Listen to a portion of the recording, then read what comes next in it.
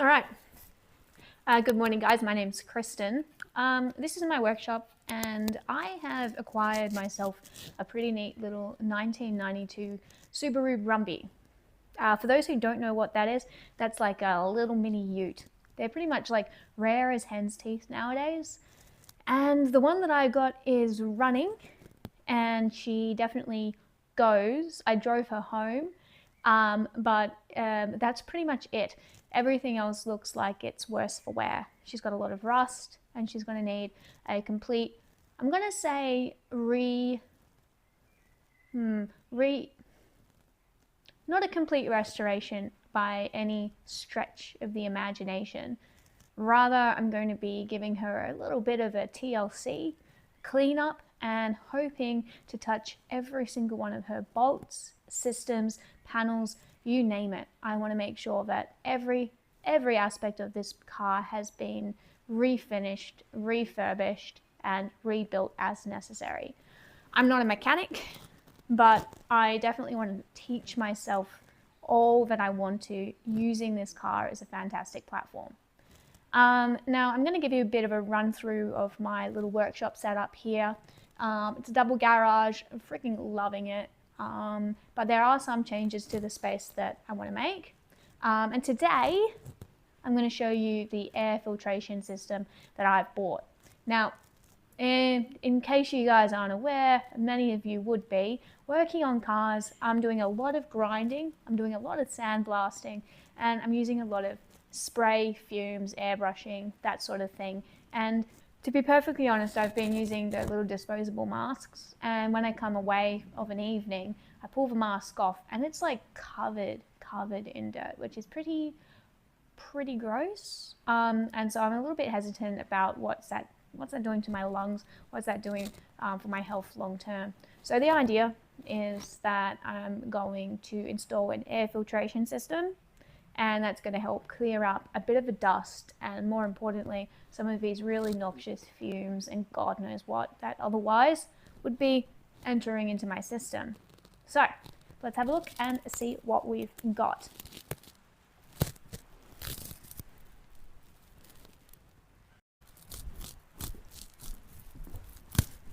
All right, so I bought three key components to my dust extraction system in this workshop.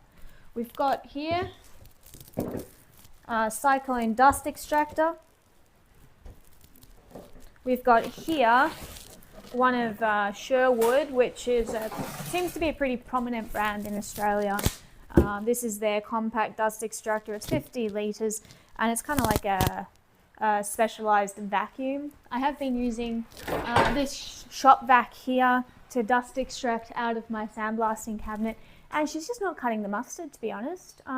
I really don't want to destroy my shop vac because I use that pretty much all the bloody time. So I thought it's time to just up the ante and get an actual dust extractor, because guess what? Dust extractor is designed to extract dust, would you believe? So I got this guy, and then most importantly, I've got this massive box here, which is that air filtration system.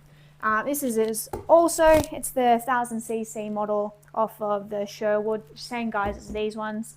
And here's going to go up into the rafters around where my workshop bench is, which is where a majority of the dust is being sort of created from. Because let's just say I'm creating a lot of that fume, that dust, etc. myself. It's all me. I am the culprit for my own activities. So let's get cracking into it and see what we've got. We're going to start with, oh, it's a bit like Christmas, isn't it? We're going to start with the Sherwood dust extractor. Yeah, so I went for this one because of the sheer size of the thing. I'm only working in a 2-car garage here, and floor space is definitely at a premium, because behind me here, this whole side of the garage on the left-hand side is being taken up by the car. And so where I'm buying things, I want to make sure that it's as small format as possible. So a lot of the dust extractors out of Sherwood, even the mini ones, they're like designed for people who, I don't know, are working in an industrial sized space, or who just don't have a car taking up half of their garage. All right, let's get a look into this thing. First thing that I think is pretty cool about this unit is the form factor.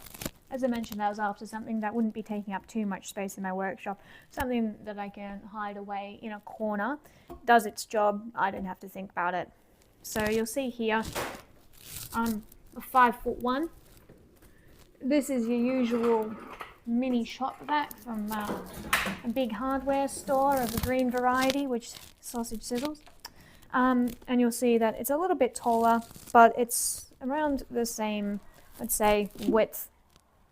So it's a really good form factor. And it being 50 litres means it's not going to fill up too much.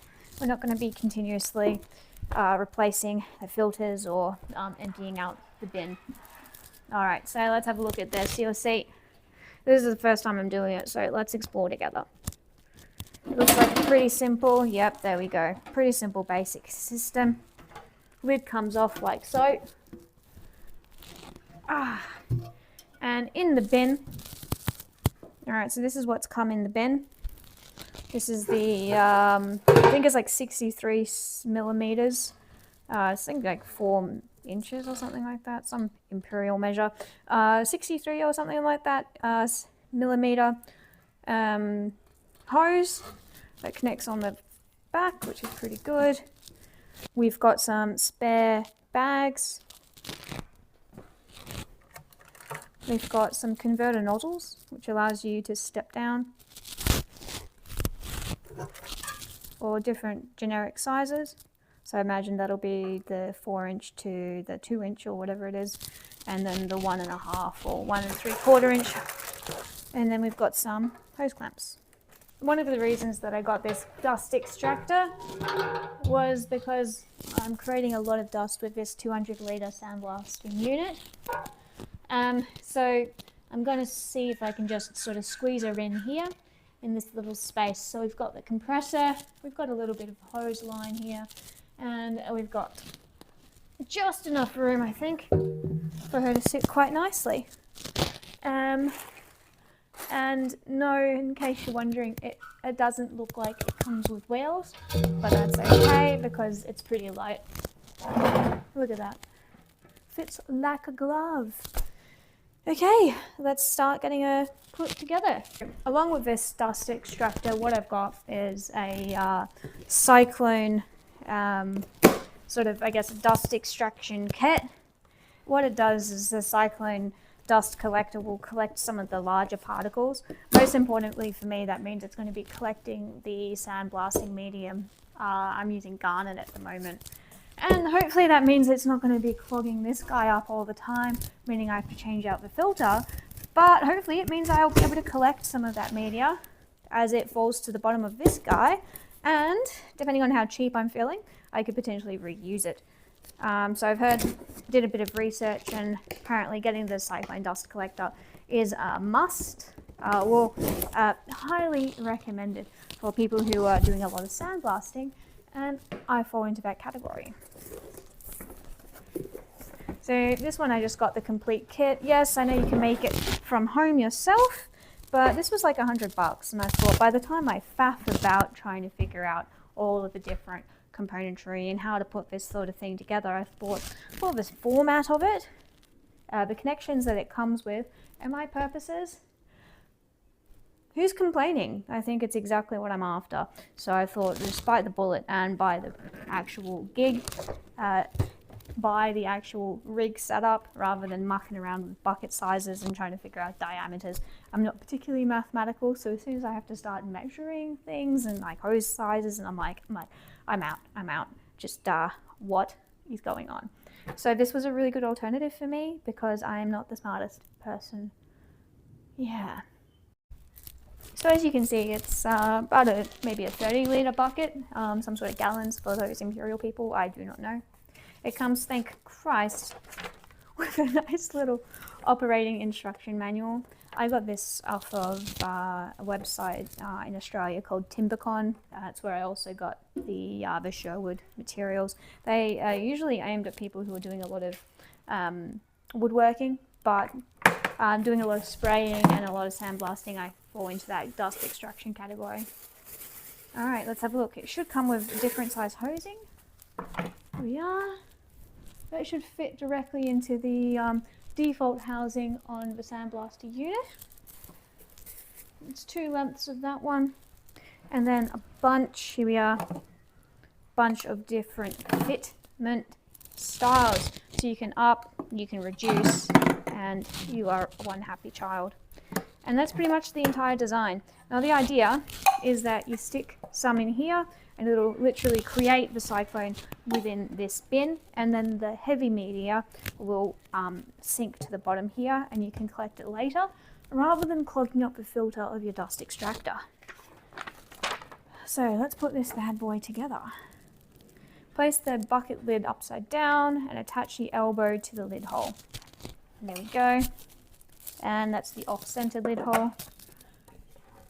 Nice.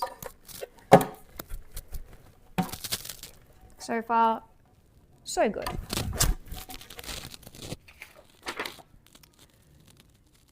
Make sure it does not face the other hole. Okay, make sure to read the entire instruction. Righto. 2, now attach the lid onto the bucket as shown in figure 2. All I can say is I'm a fantastic engineer because I'm doing this so well. So well. Put the elbow piece in the bucket lid. Chuck the bucket lid on the bucket. Pretty simple design. So as I mentioned, we're going to be using one of these size hoses to attach directly to the side of my sandblasting unit. Oh, that was a little bit of ASMR for you guys, eh? Okay, so what we're going to do is squeeze this guy on and then put this clip on it. Alright, so this is the metal tape, the aluminium ducting tape that I was talking about. I just got this again from the Sausage Sizzle hardware store, and we're going to be using this to create an airtight seal around that opening. The issue with some of these cheap sandblasting cabinets is that the seals are really dodgy, and you do have to make a few adjustments if you want a nice sort of working, functional, clean machine. Go, just cut this and stick it to size. I ended up going for one of the cheaper models just because of the form factor. The size was good enough for what I wanted it to be, and I didn't want a machine that was going to take up a lot of space, where space is at a premium. And create a seal. This particular tape here has got a little paper backing, which means you can cut it to size and then take the paper backing off as you seal it to help ensure you've created a complete seal. Go. Stick her down.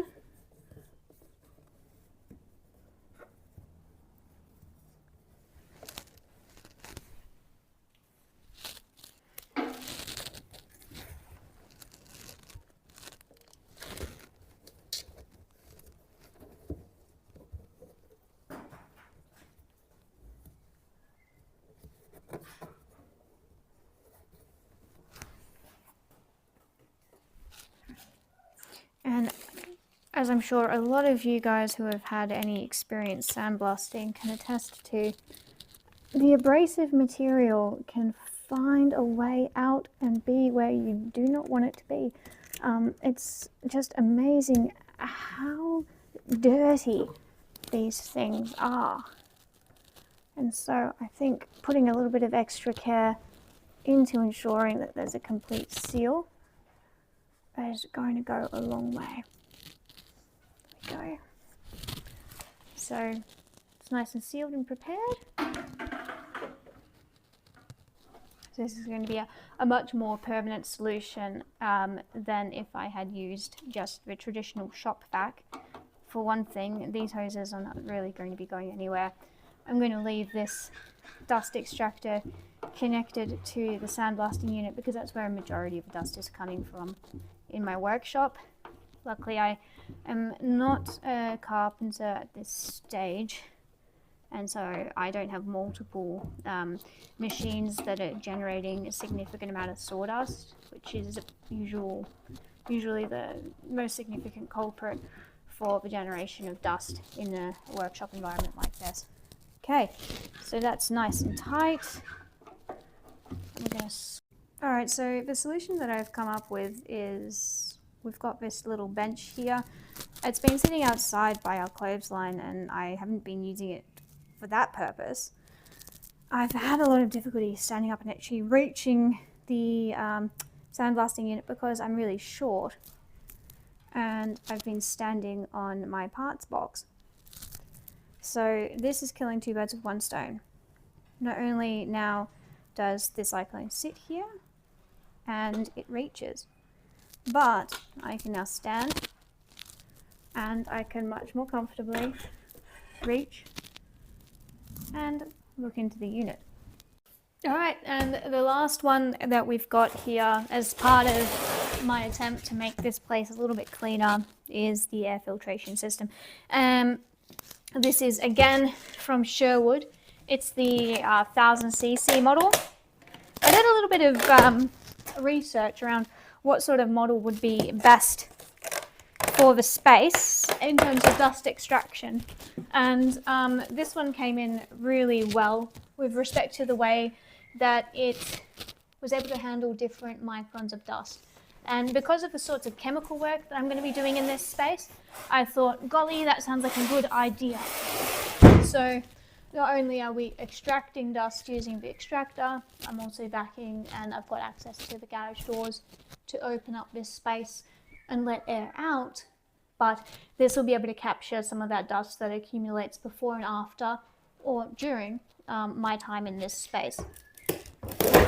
So let's open it up and have a look. Now the first thing that I'm going to say is that it is a lot bigger than I had anticipated. It is quite a hefty boy.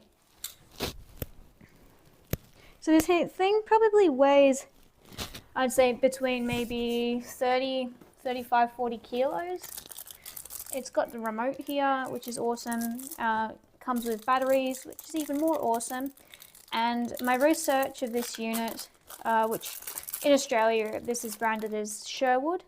However, I do believe that it is a very similar unit, different colours, available in the UK as well as in the US.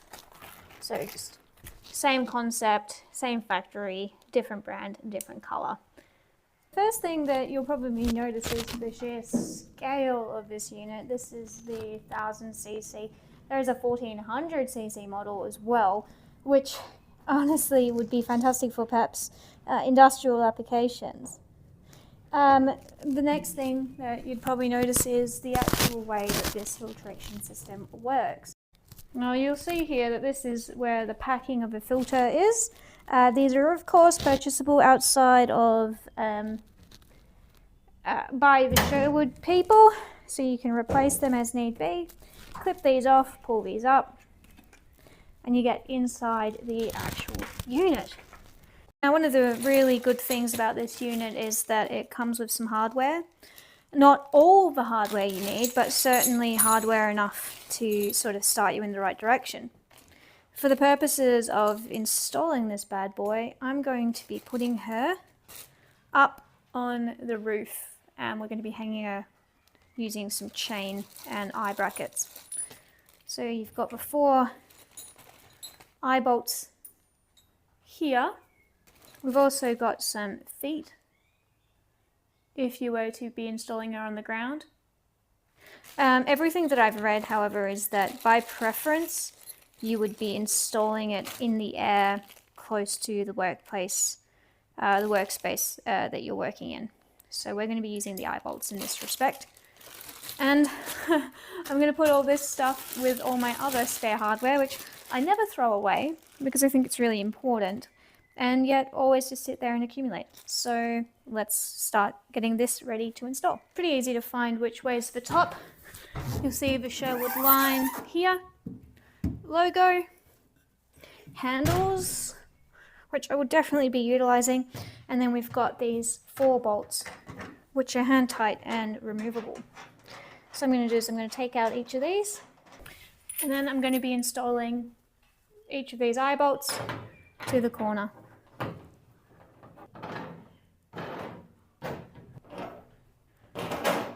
Now, so as I mentioned, this sort of unit is best placed up on the ceiling.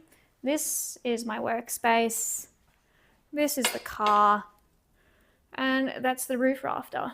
So that big beam along there, around where that skylight is, this is where I'm going to be placing that unit. I could potentially place it closest to the garage doors, but I'm choosing to place it here.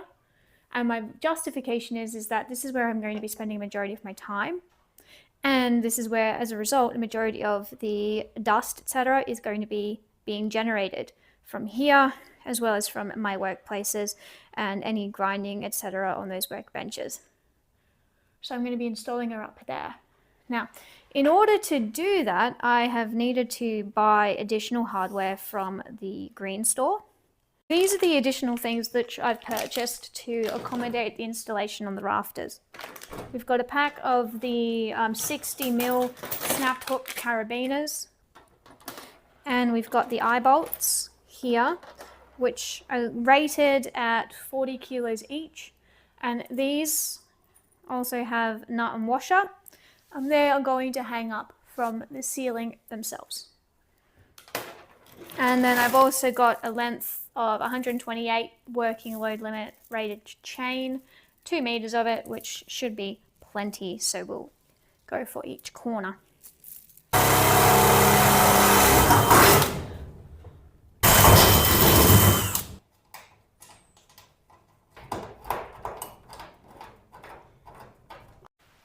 We managed to get it up there. It was not pretty, but Crystal and I were able to lift it, and all I can say is it's definitely a 2-person lift if you are my size.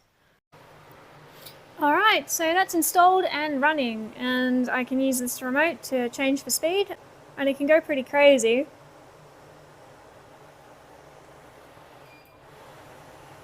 You didn't hear that?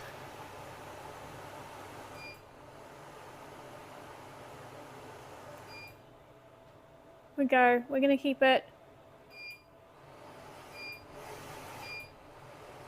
at that level. You can set the timer as well, so we can have it come on and off at particular times. And I'm going to program it now. So there we go. And the cords run, not too gnarly really at the end of the day. And I can already feel the air circulating through this space. So there we go. One happy girl.